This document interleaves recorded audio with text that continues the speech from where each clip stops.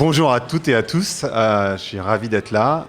Donc c'est un épisode un peu particulier parce qu'on est au Podcast Festival, donc on est en live, ce qui n'est pas quelque chose que je fais de manière régulière. Et aujourd'hui, on va parler d'un sujet qui touche beaucoup de monde, qui est le développement personnel. Moi, j'ai tendance à parler de lien à soi plus que de développement personnel, parce que le développement personnel, c'est quand même quelque chose qui est dans la performance, alors que j'ai la tendance à penser qu'on ne doit pas justement être dans la performance. Et pour ce faire, je reçois Clotilde Doussolier, qui a un podcast qui s'appelle Change ma vie. On se connaît quand même pas mal. Et donc, on va parler pendant 20 minutes, une demi-heure de pourquoi ça se développe autant dans nos sociétés, pourquoi on en a autant besoin, mais aussi sur pourquoi toi, tu es allé dans le développement personnel et tous ces sujets qui vont tous vous passionner. Je vous laisse avec cette conversation. Allez, Vlan, c'est parti. Donc, bonjour Clotilde. Bonjour Greg. Ça va ? Ça va très bien. Pas trop impressionné par le monde ? Non, ça va. Ils ont l'air gentils. Donc la première question, évidemment, c'est comment toi tu arrives à cette méthode et pourquoi tu t'es intéressé au lien à toi ? Alors, moi, je n'ai pas du tout eu de relation avec le développement personnel jusqu'à un âge assez avancé de ma vie. J'ai découvert le développement personnel vers le milieu de ma trentaine. J'ai 40 ans aujourd'hui. En fait, moi, je suis quelqu'un, je me suis toujours posé énormément de questions. J'ai toujours beaucoup vécu dans ma tête, mais je me souviens, étant petite, je me posais énormément de questions, et en particulier beaucoup de questions sur la différence entre ce que je percevais de ma vie intérieure et ce que je percevais de la vie intérieure des autres. Je regardais beaucoup les adultes, je regardais beaucoup les autres enfants, en essayant de comprendre qu'est-ce qui les animait par rapport à ce qui, moi, m'animait. Et j'avais une sensation j'avais vraiment l'impression que c'était différent pour moi et pour les autres. Donc évidemment, quand on est enfant et qu'on a l'impression d'être différent des autres, même adulte d'ailleurs, c'est assez anxiogène. C'est-à-dire on est généralement pas très content c'est généralement pas une constatation qui est réjouissante. Et donc je me suis posé beaucoup de questions et ça m'a plutôt amené à des outils de type psychothérapie. Donc je suis allée voir plusieurs psys au fil de ma vie, à des moments où je sentais qu'en fait j'arrivais à des points d'incompréhension en fait de comment est-ce que j'abordais le monde, et j'avais l'impression que c'était comme s'il y avait quelque chose qui était pas fluide pour moi. Alors même que sur le papier, j'ai toujours très bien réussi à l'école, j'ai grandi dans une famille qui était tout à fait...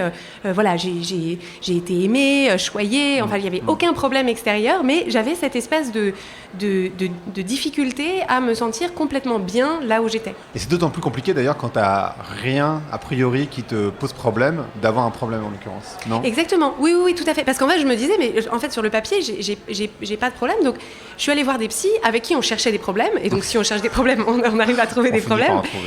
Mais en fait, ça me satisfaisait pas parce qu'il y avait une démarche qui était à la recherche de problèmes et ça ne revenait jamais à trouver des solutions. Et donc, je me connaissais très bien, je connaissais très bien mon passé, tout ça. Mais ça ne me donnait pas de clé pour changer ou pour évoluer ou pour faire différemment. Et donc, c'était assez frustrant pour moi. Et ce qui s'est passé vers le milieu de ma trentaine, c'est que par le biais de podcasts, parce que j'écoutais beaucoup de podcasts, j'ai vécu aux États-Unis à la fin de mes études. Et donc en rentrant en France, j'ai écouté d'abord des podcasts pour réécouter c'était ce qui s'appelle le catch-up radio, pour écouter des émissions de radio que j'écoutais aux États-Unis. Et puis de fil en aiguille, comme la production de podcasts aux États-Unis s'est beaucoup développée, commençait à parler de plein de sujets hyper intéressants, qui m'intéressaient beaucoup. J'ai écouté de plus en plus de podcasts autour de la cuisine parce que j'étais auteur culinaire, autour du business parce que j'étais en freelance, autour du processus créatif parce que ça faisait partie de mon activité. Et en fait, tout ça tous ces domaines-là convergeaient vers des questions d'état d'esprit. C'est-à-dire que quand on veut développer un business, quand on veut avoir un processus créatif, en fait, tout part de ce qu'on pense de soi et de ce qu'on pense des autres. Bien sûr. Et c'est par ce biais-là que je suis arrivée à des podcasts de développement personnel et de coaching en particulier, qui, en fait, ont complètement changé ma façon en fait, m'ont vraiment donné les clés que je cherchais depuis des années et des années pour simplement comprendre comment ça marche à l'intérieur de notre tête. Et ça, je trouve ça dingue de ne l'avoir compris qu'à 35 ans. Mais c'est un processus assez classique, non, de faire ça avec l'âge. Je pense que c'est difficile de s'intéresser à ces démarches-là quand tu es plus jeune. Enfin, c'est souvent avec l'âge qui J'ai énormément de messages et ça me réjouit de jeunes femmes et de jeunes hommes qui me disent j'ai 19 ans et je découvre ton podcast et ça m'aide beaucoup. Et je me dis, mais alléluia, formidable. Enfin, je suis très curieuse de savoir ce que ça va donner la vie de personnes qui à 18 ou 19 ans, découvrent ces outils-là. Parce que l'alignement, il se fait souvent plus tard. Et alors, du coup, pourquoi Brooke Castillo, pourquoi cette technique-là en particulier? Toi, tu es assez proche de cette personne qui est américaine. Mais... C'est ça. Donc, Brooke Castillo, elle est coach, c'est une américaine qui a depuis plusieurs années maintenant un podcast qui s'appelle The Life Coach School Podcast. Et en fait, de fil en aiguille, je suis tombée sur son podcast.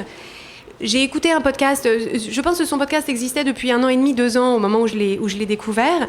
Et je sais pas, je pense qu'il y a des espèces de hasards qui n'en sont pas. Je suis tombée sur... voilà, elle est très très américaine. Donc par chance, moi, ça ne me rebute pas. Mais au début, je me disais, waouh, elle est quand même hyper américaine. mais le fond de ce qu'elle disait, je sais pas, ça m'a interpellée. J'ai écouté...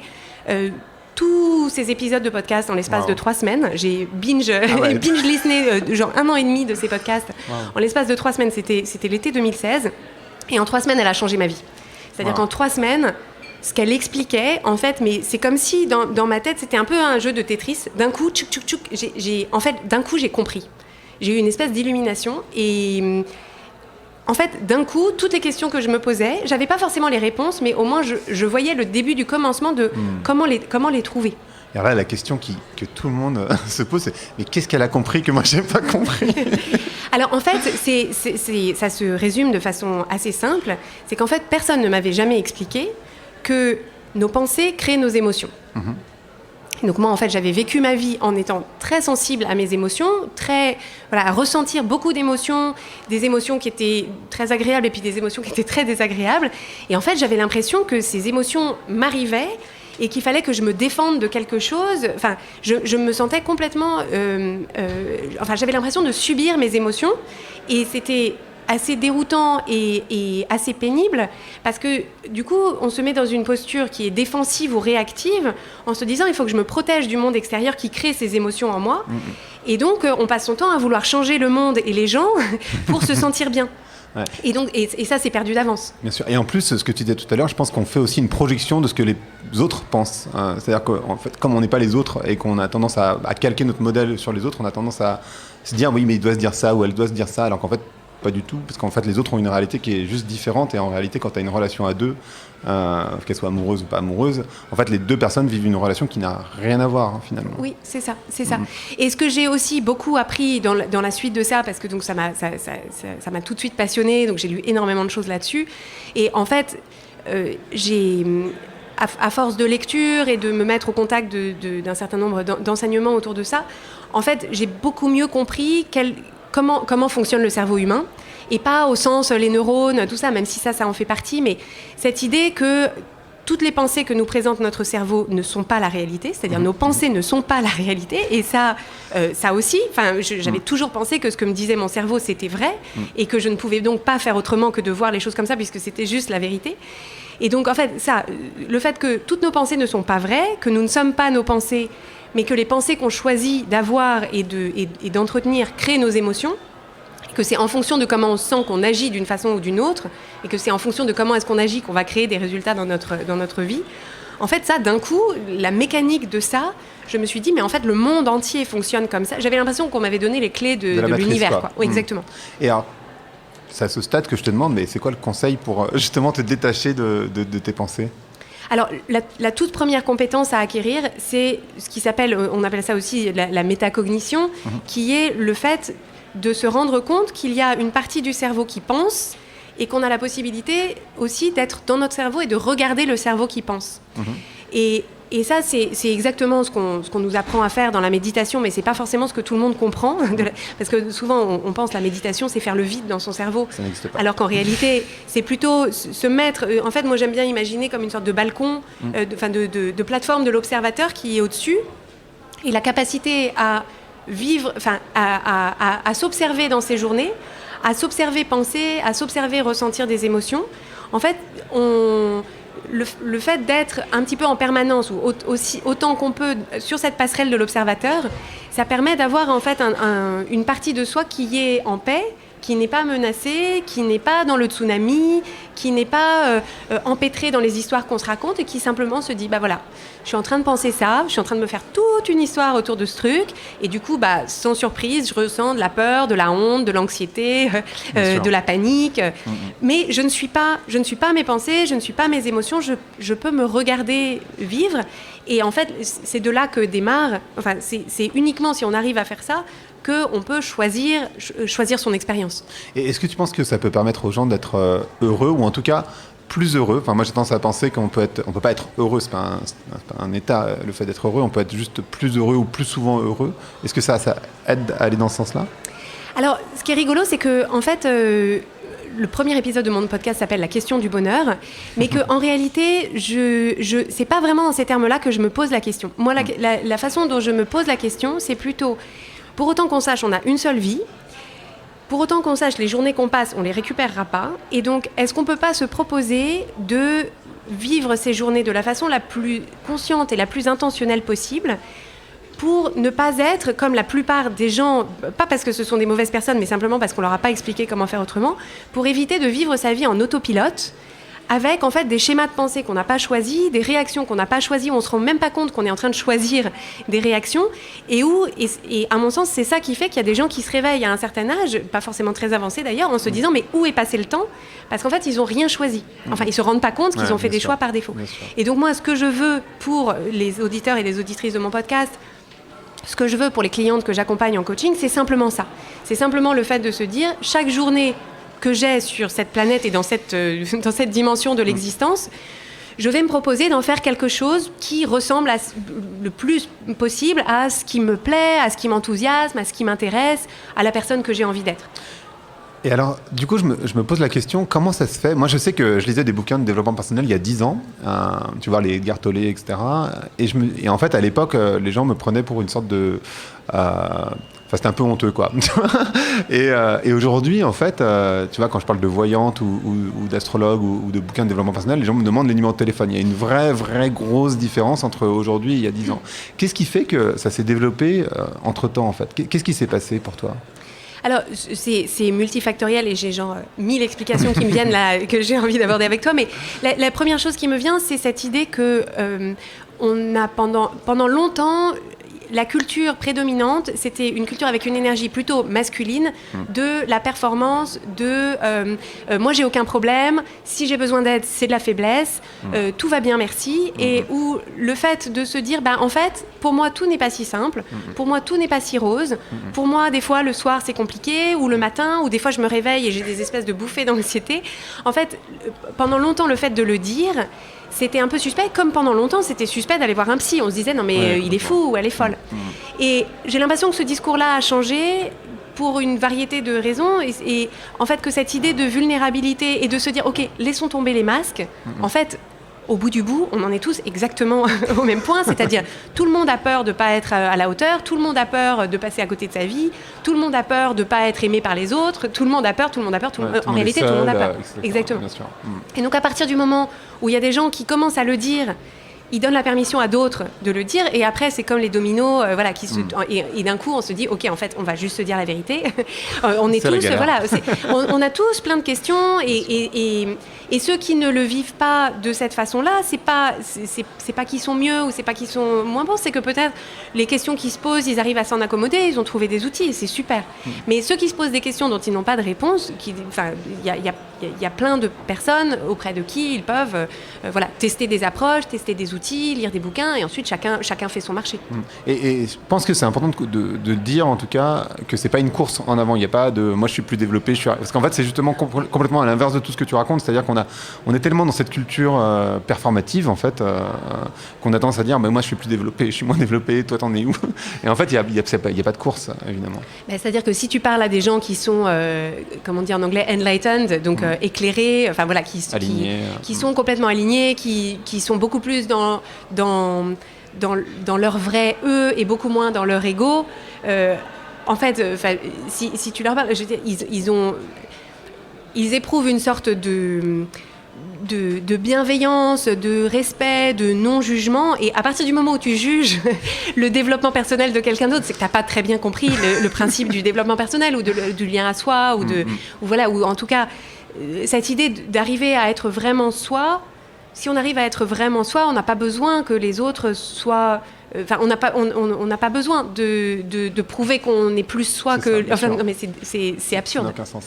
Et tu disais tout à l'heure sur les raisons, est-ce que tu penses que le fait qu'on soit moins dans la religion fait qu'on a plus besoin de trouver des réponses soi-même ? Parce qu'avant, finalement, la religion, en tout cas catholique en France, te donnait des réponses. Donc, il n'y avait pas de questions à te poser. Et c'est très compliqué, cette liberté, finalement, qui t'est donnée. Oui. J'ai vraiment le sentiment qu'il y a quelque chose autour de ça, que pendant longtemps, effectivement, quand les sociétés étaient beaucoup plus dirigées, enfin les sociétés occidentales étaient beaucoup plus dirigées par une idéologie, une spiritualité qui donnait des réponses, ça avait au moins le mérite, alors il y avait tout un tas d'effets secondaires pas forcément géniaux, mais ça avait au moins le mérite de donner un sens, et les gens trouvaient des réponses. J'ai l'impression que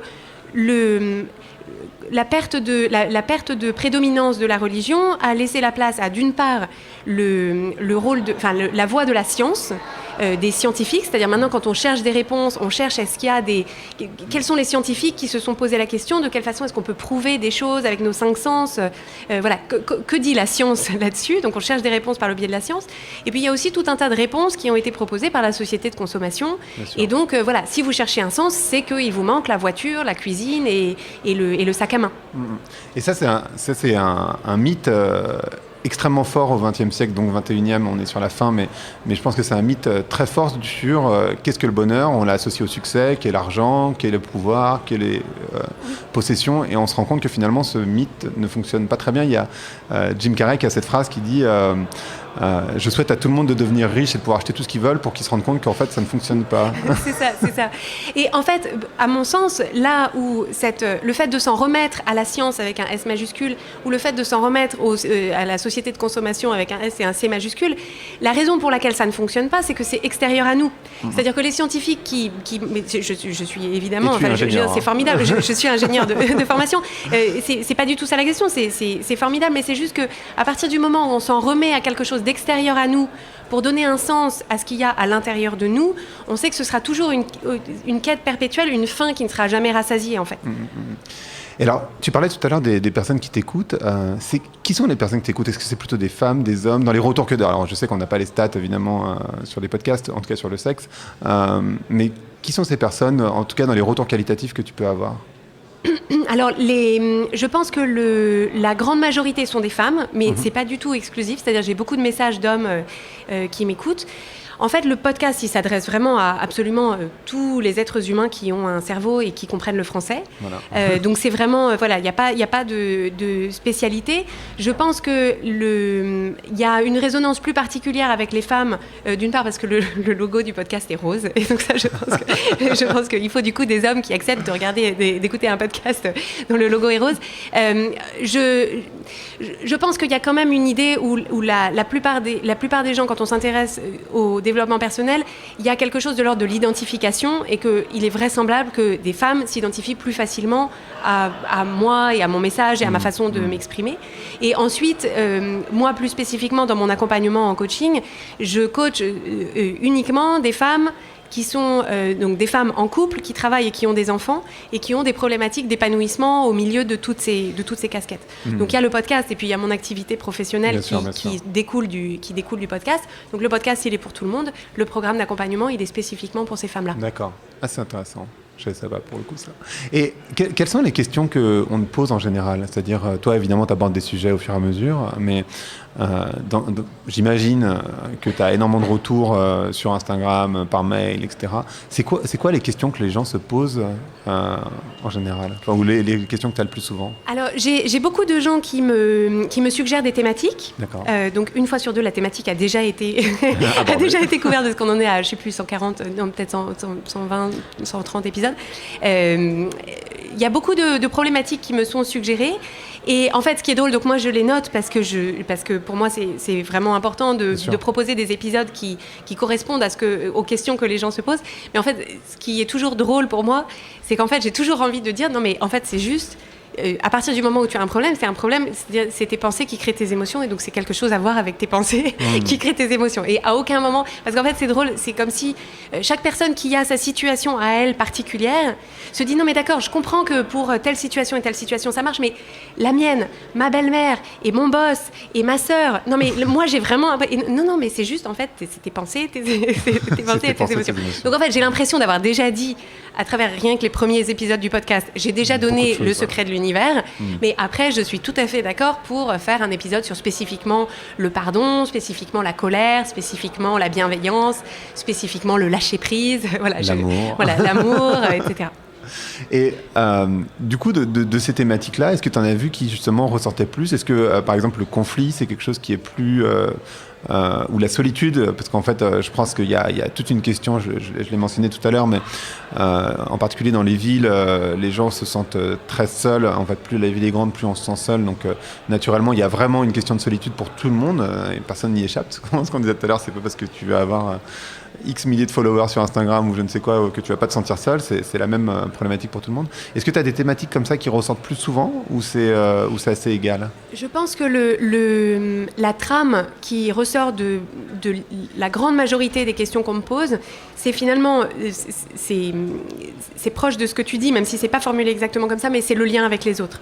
C'est les relations. Donc c'est la relation de couple, les relations dans le travail, c'est les relations dans la famille, c'est les relations frères-sœurs avec les ascendants, les descendants. Et je pense qu'il y a vraiment quelque chose autour du lien. Et c'est pour ça que moi, ça m'enthousiasme d'autant plus de proposer des outils et d'avoir l'impression de vraiment faire une différence dans la vie des gens, parce que j'ai vraiment la sensation que si on n'a pas...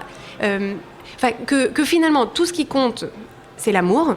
Et qu'à partir du moment où on a entre soi et les personnes qui nous entourent plein d'obstacles qui nous empêchent de les aimer tels qu'ils sont, parce qu'on trouve qu'ils devraient être autrement, parce qu'on trouve qu'ils devraient faire plus d'efforts, parce qu'on trouve qu'ils sont toxiques, parce qu'on trouve que... En fait, si on peut arriver à juste déblayer ces obstacles-là et faire en sorte que les relations soient plus vraies, plus authentiques, et que les gens arrivent à y trouver arrivent à s'en nourrir davantage, moi j'ai l'impression que c'est ça qui va sauver la planète. Je suis assez d'accord. Tu sais, moi, sur ce podcast, finalement, je traite d'un triple lien. Tu parles du mot lien, et pour moi c'est un mot qui est important, du lien à soi, du lien aux autres et du lien à la nature.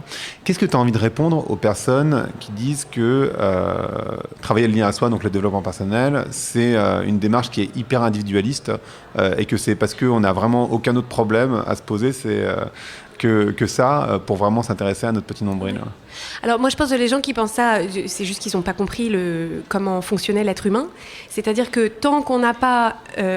avec soi-même un lien de connexion, de compréhension, qu'on n'est pas dans sa propre équipe, en réalité, on ne va penser qu'à ça. Et donc, en fait, les gens qui pensent le plus à eux, c'est les gens qui sont mal. C'est les gens qui sont mal avec eux-mêmes parce que ça les préoccupe toute la journée. Les gens qui sont pas bien avec eux-mêmes, toute la journée, dans toute leur situation, en fait, la seule personne à laquelle ils pensent, c'est eux-mêmes, parce qu'ils sont très inquiets, parce qu'ils sont très anxieux, parce qu'ils sont très en colère, parce qu'ils trouvent que la planète entière ils en veulent au monde entier, parce qu'ils trouvent que... Et donc, en fait, c'est au contraire, le premier chantier, c'est le lien à soi. On ne peut pas être présent aux autres si on n'a pas d'abord fait ce travail-là. On n'a rien à apporter aux autres si on n'est pas d'abord bien avec soi. Et justement, moi je pense qu'effectivement la première étape c'est le lien à toi pour ensuite aller au lien aux autres et au lien à la nature, mais qu'est-ce que tu penses du coup des personnes qui essayent de résoudre leurs problèmes en faisant du lien à l'autre, c'est-à-dire en allant aider les autres et du coup en ne s'aidant pas soi-même? Voilà, ils essayent de s'aider eux-mêmes en aidant les autres. Moi, j'en vois les conséquences. C'est-à-dire que c'est toujours une démarche qui est perdante, parce qu'en fait, on ne peut pas donner aux autres ce qu'on ne reçoit pas, on ne peut pas donner aux autres ce qu'on ne se donne pas à soi. Et donc, c'est plein de bonne volonté, et ça part d'une très très bonne intention. Mais si on donne dans l'espoir que ça nous nourrisse, en fait, c'est complètement à l'envers. Donc c'est toujours une stratégie perdante. Et le problème que ça crée, c'est que ça amène à une espèce de sensation d'échec en se disant « mais j'ai donné tout ce que j'avais, personne ne m'a donné » et donc ça renforce une logique de victimisation et donc en fait à ce moment-là, il faut juste dire « ok, on arrête tout, regardons de quoi est-ce que toi tu as besoin et comment est-ce que tu peux te le donner à toi en premier lieu. » C'est-à-dire c'est pas le monde entier qui doit t'apporter ce dont tu as besoin, c'est toi qui dois le créer pour toi d'abord. Comment c'est quoi le conseil que tu donnerais si une personne devait se développer l'amour à soi, parce qu'en fait finalement c'est de ça qu'il s'agit. C'est quoi la première étape? Est-ce que c'est de la méditation? À quoi tu Alors ferais... l'exercice, le tout premier exercice que je suggère d'ailleurs très tôt dans le déroulement du podcast et que j'invite vraiment à tout le monde à adopter, c'est ce que j'appelle le flot de pensée, qui consiste simplement à retranscrire par écrit le flot de nos pensées. Parce que ça consiste à se mettre sur la passerelle de l'observateur. Et en fait, c'est comme si on était assis à la table de la cuisine avec la radio et on écoute la radio et sans juger, sans filtrer, sans débattre, etc. Juste, on écrit ce qui passe, voilà, la radio qui nous passe dans la tête, on retranscrit. Et ça, c'est vraiment la toute première étape parce que tant qu'on n'a pas accès à nos pensées, tant qu'on laisse ces pensées défiler par bribes, qu'on y croit, qu'on croit que c'est vrai, mais qu'en même temps on les regarde pas clairement, en fait on n'a pas de prise sur ce qu'on pense, on n'a pas de matière sur laquelle travailler. Et donc la première étape c'est ça, et ensuite probablement commencer à s'apercevoir que les pensées qui reviennent le plus, c'est des pensées de jugement de soi, c'est des pensées d'en vouloir aux autres. En fait, on commence à voir se dessiner des motifs et on commence à se dire « Ah bah tiens, je remarque que dans toutes les situations, ma façon de voir les choses, c'est que c'est Calimero ou c'est... Voilà. » Et donc, c'est simplement s'abstenir de juger à ce moment-là et se dire « Bah, si je vois les choses comme ça, ça va créer un résultat pour moi qui n'est pas génial, donc est-ce que je peux modifier ?» Et d'autant plus, je pense que quand tu fais cet exercice, j'imagine que tu te rends compte que finalement tu tournes quand même beaucoup en rond, c'est-à-dire que finalement il n'y a pas tant d'idées qui passent, c'est toujours les mêmes. C'est ça. Apparemment, on pense qu'on a à peu près 50 000 pensées par jour, mais qu'il y en a très peu qui sont originales en fait. C'est 50 000 pensées par jour, mais tout le temps un peu les mêmes. J'ai une dernière question qui est toujours la même sur le podcast, qui est à quoi tu veux ouvrir ou claquer la porte? Alors, je devrais le savoir, pourtant j'écoute ton podcast, j'aurais dû préparer cette question. En fait, moi, ce à quoi j'ai envie d'ouvrir la porte, c'est vraiment ou peut-être claquer la porte. J'ai envie de claquer la porte au jugement. Parce qu'en fait, ça paraît un cliché éhonté, mais en fait, plus j'accompagne de gens, plus je m'aperçois que c'est vraiment... C'est ça le poison de tout. Le jugement de soi, le jugement des autres, qui empêche cette phase d'acceptation qui permet d'inventer la suite. Si on est dans le jugement, en fait, on est complètement toujours dans le rétroviseur et on se dispute avec la réalité et en fait, ça nous empêche d'aller de l'avant. Donc, simplement remarquer toutes les façons dont on juge tout le temps, y compris soi, à longueur de journée. Et c'est hyper important, je pense, de se rendre compte qu'on a des biais cognitifs aussi. C'est-à-dire que les gens te disent « Oui, mais moi, je suis pas comme ça », ou « Moi, par exemple, je suis pas raciste », ou « Moi, je suis pas machin ». Alors qu'en fait, en réalité, si, et c'est pas grave, en fait. L'important, c'est de le reconnaître, effectivement. Super. Tout à fait. Merci beaucoup, Clotilde. Merci, Grégory. On va passer aux questions-réponses. Merci. Merci beaucoup.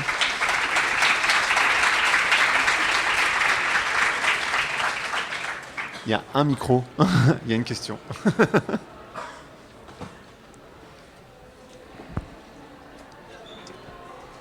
Bonjour. Valentin. Bonjour Valentin. Quand vous dites qu'il ne faut pas juger, le concept même de dire qu'il y a des gens qui sont éclairés, là, les enlightened, est-ce que ça ne veut pas dire que finalement il y a une sorte de jugement parce que eux sont au sommet de la hiérarchie de l'éclair? Je sais pas comment dire, de l'éclairage de soi, quoi. Alors, je pense que cette idée de jugement, ce qui est important à savoir, c'est que notre cerveau va juger jusqu'à notre dernier jour. Notre cerveau est une machine à juger, et une machine à interpréter et à juger en particulier. Est-ce qu'on est en sécurité ou en danger? Est-ce que c'est bien? Est-ce que c'est mal? Est-ce que c'est un ami ou est-ce que c'est un ennemi? Donc le cerveau n'arrêtera pas de juger. La question, c'est qu'est-ce qu'on fait du jugement une fois qu'il a été formulé? Et je pense que ce qui se passe pour les personnes qui sont enlightened, j'en ai jamais rencontré personnellement, hein, mais j'ai lu des livres, en fait, ce que ces personnes-là arrivent à faire, c'est à être un peu en permanence sur la passerelle de l'observateur et à se dire, bah oui, bien sûr que ma première pensée, c'est qu'un tel a fait comme ci et qu'il n'aurait pas dû faire comme ça et que machin est comme ci et que moi-même, je suis trop comme ci ou trop comme ça. Mais en fait, c'est comme les nuages qui passent. Ils ne s'y attachent pas, ils n'en font pas toute une histoire et surtout, ça ne dirige pas leur vie et leurs actions. Ça répond à ta question, Valentin. Ouais. Merci. Merci. Une autre question? Il n'y a pas de question? Ah si. Bonjour. Bonjour. Sandrine. Mais bonjour Sandrine. Tu as parlé de l'écoute du podcast de Brooke Castillo. Est-ce que tu as aussi suivi sa formation ou tu as directement passé à la formation pour devenir coach? Alors, j'ai été coachée par Brooke Castillo d'abord, et ensuite j'ai fait la certification de la Life Coach School. Donc j'ai fait le premier niveau de certification, et là je suis en train de faire le deuxième qui s'appelle le Master Coach Training, donc pour avoir le niveau d'au-dessus. Merci Sandrine. Merci Sandrine. Une autre question. Faut pas hésiter, hein. Faut pas être timide. Il n'y a pas de mauvaise question. Bonsoir. Bonsoir. J'ai une question qui concerne les personnes qui non pas sont contre le développement personnel ou l'idée que nos pensées peuvent influer sur le résultat dans notre vie, mais ces personnes qui n'ont pas idée en fait que ça puisse exister et qui du coup ne vont jamais venir écouter un podcast, quelle que soit la couleur du logo, ou même lire un livre sur le sujet ou écouter quelqu'un à un dîner parler de ce sujet-là, parce que voilà, on est totalement bloqué. Comment on peut cibler en fait ces personnes-là finalement? Alors, merci pour la question. En fait, moi, je les aime aussi, ces gens-là. Et je pense vraiment... Enfin, moi, je ne suis pas du tout dans une démarche de prosélytisme ou d'aller les chercher. Je pense vraiment que chacun a son cheminement et que ces outils sont là que quand on en a... Enfin, sont là que pour ceux qui en éprouvent le besoin ou que ça intéresse. Et que s'il y a des gens qui, toute leur vie, j'en connais plein, toute leur vie vivent d'une façon qui leur convient, trouvent des solutions quand ils ont des problèmes et ne demandent pas d'aide particulière. Moi, je ne vais pas aller chercher des gens dans la rue en leur disant « mais vous savez que vos pensées créent vos émotions ». Donc, en fait, moi, je crois vraiment que je me sens la messagère, c'est-à-dire que moi, je diffuse mon message et je crois vraiment que les gens qui ont besoin de l'entendront, que les gens à qui ça parle vont en parler autour d'eux et que autour d'eux, ceux qui ont besoin de l'entendre l'entendront, que ceux qui n'en ont pas besoin, peut-être pas maintenant, peut-être jamais, ne l'entendront pas et que peut-être que c'est 10 ans, 20 ans, 50 ans plus tard qu'ils se diront, parce que je pense qu'il y a toute une partie de choses, toute une partie des enseignements que je diffuse à travers le podcast, c'est probablement des choses qu'on m'a expliquées par le passé. C'est simplement que peut-être que ça m'est passé au-dessus de la tête parce que je n'avais pas eu les expériences ou je n'avais pas eu les enseignements qui me permettaient de comprendre ça à ce moment-là. Et donc il y a plein de choses que moi j'ai apprises où je me suis dit « Ah, mais c'est ça qu'on voulait dire » et en fait j'avais jamais compris. Par exemple le lâcher prise où j'ai fait une série de 3 épisodes, on m'a toujours parlé de lâcher prise et je disais je ne sais même pas qu'est-ce que c'est cette histoire et ça me parlait pas du tout. Et au bout d'un moment je me suis dit « Ah, en fait c'est ça, je comprends ». Donc moi voilà, c'est vraiment pas de... Chacun fait, c'est ce que je disais tout à l'heure, chacun fait son marché en fonction de ce qui lui parle. Il faut se méfier de parce qu'il y a beaucoup de gens qui se disent « Moi, ça a marché pour moi et je vois un tel dans mon entourage qui a l'air malheureux, qui a l'air pas épanoui, et donc j'ai envie. » Et donc ça part d'une bonne intention, mais ça marche pas comme ça. C'est comme le sport, on peut pas forcer les gens à faire du sport. Ou c'est comme la danse, on peut pas danser les gens, on peut pas les obliger à danser, donc il faut qu'ils y viennent eux. Merci. Merci. Il y avait une autre question, j'ai vu. Mais, Bonjour. Bonjour. Déjà, je veux dire que j'adore vos 2 podcasts. C'est vraiment mes 2 podcasts préférés. Voilà. Merci. Et je suis en train de commencer ce chemin de l'épanouissement personnel. Et je voulais savoir si, peut-être que ma question est un peu bête, mais est-ce que c'est un chemin sans limite, sans fin, et qu'on n'a jamais au bout, on se dit pas bon ça y est, je me suis trouvée complètement. Voilà. Alors la façon dont ça se présente pour moi, et je pense, enfin, il n'y a pas de vérité absolue en la matière, mais moi j'ai vraiment l'intuition que si on s'engage sur ce chemin, ça s'arrêtera que le jour où tout s'arrêtera. Je pense vraiment, en tout cas c'est ce que je souhaite pour moi, parce que ce dont je m'aperçois, c'est qu'il y a une sorte de premier palier qu'on arrive à passer quand on arrive en fait à mettre en place suffisamment d'outils pour se sentir vraiment affranchi de tout un tas de schémas de pensée où au moins on les a compris et on comprend ce qui se passe. Et donc ça fait comme une espèce de bouffée d'air frais où d'un coup on se sent vraiment aux commandes de sa vie. Mais une fois qu'on a dit ça, en réalité, comme l'être humain est fondamentalement aspiré au changement et à la croissance et à créer plus et à aller chercher de nouvelles choses, en fait, c'est comme un oignon. À chaque fois qu'on enlève une couche de l'oignon, il y a d'autres couches en dessous. Et bon, un oignon, ça s'arrête, mais je pense que pour nous, ça ne s'arrêtera jamais. Il y a une autre question par là. Ah, merci. Bonsoir, Guillemette. Je voulais apporter un témoignage parce que moi, c'est un ami très cher qui m'a envoyé le lien vers le podcast Change ma vie. C'est comme ça que je t'ai connue, Clotilde. Je te dis tu parce que j'ai l'impression de te connaître, comme tu me parles dans l'oreille depuis 120 épisodes maintenant. Ça fait un paquet de temps.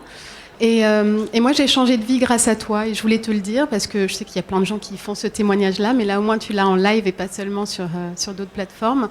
Voilà, moi j'ai changé de vie, je suis devenue prof de yoga, coach. Alors on peut pas tous être coach et prof de yoga, on en a discuté dans Vlan, Grégory, avec le fondateur d'Ecosia, si je me souviens bien, mais voilà, c'est peut-être le chemin pour aller ailleurs. Je sais que avant-hier, tu diffusais une émission pas une émission, un podcast sur la maison intérieure, qui est la cartographie de notre intériorité. Et voilà, moi pour l'instant, j'en suis je pense, j'étais dans la salle de classe, et puis là, je commence à aller parfois dans l'atelier pour travailler des choses. Enfin, ceux qui l'ont écouté le reconnaîtront. Et voilà, mais j'ai été dans la cave, j'ai été dans plein d'autres endroits que tu décrivais, dans le bas de la maison. Et petit à petit, on grimpe. Et je voulais te remercier vraiment chaleureusement parce que grâce à toi, j'ai aussi essaimé ce podcast un peu partout. Mes amies, quand elles allaient mal. Alors certaines sont montées dessus, dans la machine vers le mieux, la libération, le fait d'être soi et soi-même et librement et d'oser. Et là, moi, j'ose te témoigner. C'est quand même, voilà, ça m'a demandé beaucoup de courage, mais je voulais le faire aujourd'hui. Et voilà, merci infiniment. Et je pense que voilà, le chemin est encore long, comme tu dis, ça finira au bout de sa vie, quoi. Et encore, ça perdurera parce qu'on plante des graines autour de nos enfants qui écoutent le podcast pendant que je fais la cuisine ou que je conduis la voiture, qui t'appelle Change mon slip. Excuse-moi. Tu écoutes encore Change mon slip? Oui. Qui l'écoute. Voilà, mon mari aussi, qui est un peu hermétique, qui fait partie des gens qui disent quel intérêt, vraiment. Prendre des décisions, tu les prends tout seul. Voilà, donc merci infiniment. Vraiment. Merci beaucoup, merci pour ce témoignage, ça me touche beaucoup. Merci Guillemette. Une question juste à côté. Bonjour à tous les deux, Hélène. Je suis aussi une grande fan de vos deux podcasts, évidemment. Je voulais savoir ce que vous pensiez un peu de la mode des podcasts, donc je dirais de la tendance des podcasts, à savoir qu'est-ce qu'il permet en tant que média par rapport à d'autres médias qu'on utilise aujourd'hui, et cette mode, peut-être, est-ce que vous avez une idée de ce vers quoi ça peut amener dans les années à venir en tant qu'influence? Je vais peut-être répondre là-dessus. Je pense que l'oreille, c'est un média qu'on a vraiment sous-utilisé et qui permet un truc qui est très très particulier, qui est l'intimité. En fait, il y a vraiment un lien d'intimité qui se passe par la voix, qui est le cas quand une femme est enceinte et qu'elle parle, etc. Il y a déjà ça qui se passe dans le ventre. Et en réalité, avec un podcasteur ou une podcasteuse, il y a vraiment ce lien d'intimité qui se crée. Donc ça permet ça. Après, de manière plus factuelle, un podcast, ça répond à quoi ? Ça répond à une volonté d'en faire toujours plus. Donc c'est une injonction contradictoire, un podcast. Hein. Ça permet de faire du temps long et en même temps d'optimiser du temps quand on fait autre chose en réalité. Donc il y a vraiment cette double contrainte. Donc ça, je trouve que c'est intéressant. Et après, donc ça permet ces deux choses-là pour moi, c'est-à-dire ça permet de rentrer en profondeur dans un monde où de toute façon notre attention à 100% est complètement saturée et du coup on lit des titres mais on ne va pas dans le contenu, on n'arrive plus vraiment à lire parce qu'on n'arrive plus à avoir cette attention disponible. Donc ça permet ça. Et ensuite, où est-ce que ça va ? Je pense que ça va se développer énormément pour plein de raisons. La première, c'est que tous les gros acteurs du web, que ce soit Apple, Google, Spotify, vont à fond dessus pour plein de raisons qui ne sont pas nécessairement les meilleures, mais enfin, ils vont à fond dessus. Donc en fait, aujourd'hui, ce qu'on appelle les GAFA décident du type de contenu que vous allez aimer. En fait, ils ont cette puissance-là. Et en fait, Netflix fait des podcasts. Enfin bref, vous allez aimer les podcasts. Et de plus en plus de monde vont aimer les podcasts pour la simple raison que vous allez en avoir de plus en plus, avec une offre toujours plus qualitative. Même si au début, ça sera en anglais, mais ça va arriver en français aussi, évidemment. Et puis, votre téléphone en plus de mémoire. Aujourd'hui, tout le monde a des écouteurs sur les oreilles dans le métro, ce qui n'était pas du tout le cas il y a 10 ans quand ça s'est lancé. Donc, ça va se développer encore énormément. Après, est-ce qu'on est dans une bulle ou pas ? Ça, c'est un peu la question. Je pense qu'il y a une effervescence, mais aujourd'hui, il y a quand même très peu de podcasts par rapport au nombre de chaînes YouTube. Donc, si on regarde YouTube comme une sorte de référent, en réalité, il y a quand même encore beaucoup de place pour les podcasts. C'est pas parce qu'il y a un podcast de développement personnel qu'il ne peut pas y en avoir 50 autres, évidemment.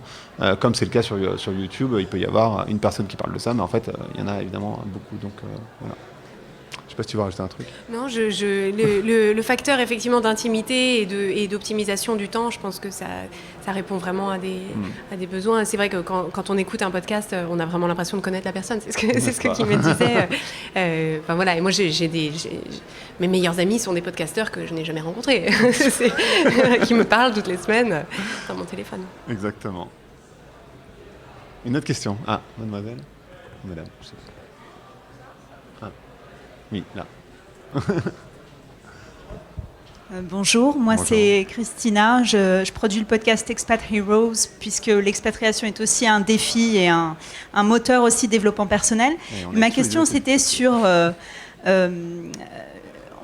j'ai l'impression qu'en tout cas les références de développement personnel se trouvent plutôt outre-Atlantique. Est-ce que vous avez des références plutôt en France? Enfin, moi je suis branchée méditation, donc il y a Christophe André que tout le monde connaît, mais en développement personnel, j'ai pas d'autres références. Alors, j'avoue qu'à titre personnel, j'ai une forte inclination pour l'école américaine du développement personnel. Pas que j'ai une mauvaise opinion des ouvrages de développement personnel en français, c'est simplement que moi j'aime bien me nourrir de... En fait, j'ai toujours dans ma vie été un peu passeuse d'informations. J'ai eu longtemps un blog culinaire où je m'intéressais beaucoup aux tendances de ce qui se faisait aux États-Unis, où j'apportais un regard un peu transatlantique sur ces choses-là. Et moi, c'est une démarche qui me correspond bien. J'ai l'impression qu'en digérant quelque chose d'une autre culture et en la proposant avec un regard culturel français, j'ai l'impression d'apporter un ton et une voix qui sont singuliers. Alors que si je lis des ouvrages écrits par des Français et que c'est pour redire quelque chose qui a déjà été dit par quelqu'un qui habite à peut-être 2 rues de moi, j'ai l'impression que c'est moins riche comme contenu que je pourrais apporter. Après il y a Mathieu Ricard évidemment aussi quand même. Et Edgar Tolle de mémoire il est allemand, il est pas américain mais il parle en anglais, effectivement ça a plus de reach, enfin ça permet de porter, voilà, merci. Il nous reste 3 minutes pour une question, peut-être. Est-ce qu'il y a une dernière question ?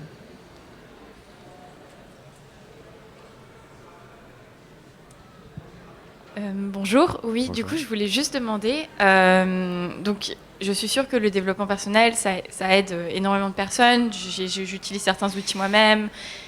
Cela dit, ce que moi j'ai un peu découvert à travers mon propre chemin, c'est qu'au début j'étais très bloquée sur ces choses que justement c'était tout dans moi, je crée mes émotions, mais au fond, pour moi la psychologie m'a beaucoup plus aidée justement pour me dire qu'en fait il y avait plein de facteurs extérieurs aussi et que au fond, on n'est pas seul, on n'est pas un seul individu avec nos propres pensées, mais on a aussi les actions des autres qui ont des impacts sur nous. Et donc, qu'est-ce qu'on fait de cette interaction, en fait? Et que peut-être aussi, c'est peut-être une approche peut-être plus individuelle, mais que la solitude que vous avez mentionné aussi, c'est aussi par un manque de communauté, par exemple, dans les sociétés industrielles et modernes. Du coup, qu'est-ce que vous aurez à dire sur ce sujet, sur peut-être les limites du développement personnel, en fait, pour peut-être, atteindre le bonheur, la sérénité, tout ce qu'on cherche? Moi, j'ai plein de trucs à répondre aussi. Vas-y. Je pense que... effectivement, tu as raison. En fait, le secret du sens dans la vie, en général, se fait dans le lien aux autres. Donc, c'est vrai que la société dans laquelle on vit, elle est compliquée pour ça, parce qu'en réalité, comme en fait, on a coupé tous les liens, que ce soit les liens avec la nature à travers les désherbants, les liens entre les plantes, mais aussi, en fait, on essaye de couper les liens. On a coupé les liens dans tous les sens. Et du coup, c'est vrai que c'est compliqué de trouver du sens dans sa vie, parce que le sens, il se fait à travers les autres. Maintenant, par rapport à ce que tu dis, je pense que l'interaction avec les autres, elle est évidemment existante, mais la manière dont tu les vis, elle est personnelle. Et donc, ça dépend comment tu vas recevoir les choses. Ça t'appartient, en fait. Et je crois que on a tous des dark sides, on peut tous s'énerver, et ça existe, et il faut en être conscient. Mais je crois que c'est vraiment la manière dont tu vas le vivre. Et le développement personnel, ça peut t'aider justement à mieux vivre les interactions avec les autres. Alors, ça ne veut pas dire que tu vas pas gueuler sur un mec qui te coupe la route ou je sais pas quoi, mais ça te permet de prendre un peu de recul sur les interactions extérieures, justement. Enfin, moi, c'est la manière dont j'envisage la chose. Oui. En fait, pour moi, il n'y a pas vraiment d'intérêt ou de bénéfice à opposer des démarches entre elles. Moi, j'ai vraiment le sentiment que chacun, en fonction du type de questionnement qu'il a, du type de difficulté qu'il rencontre et du type de personne qu'il rencontre sur son chemin, qui peut apporter des outils différents, compose vraiment l'approche qui lui convient. Moi, il se trouve que l'approche psychothérapeutique m'a aidée, mais que jusqu'à un certain point, et que les outils de coaching que je diffuse à travers Change ma vie m'ont aidé pour inventer la suite. Cela dit, ça m'a apporté beaucoup, et ça apporte évidemment beaucoup à plein de gens. Il me semble que c'est pas la question, c'est pas l'un ou l'autre. C'est ce qui, toi, te correspond, ce qui, toi, t'aide et ce qui, toi, t'est utile, mais merveilleux. On va devoir s'arrêter. Merci beaucoup à toutes et à tous. Merci beaucoup.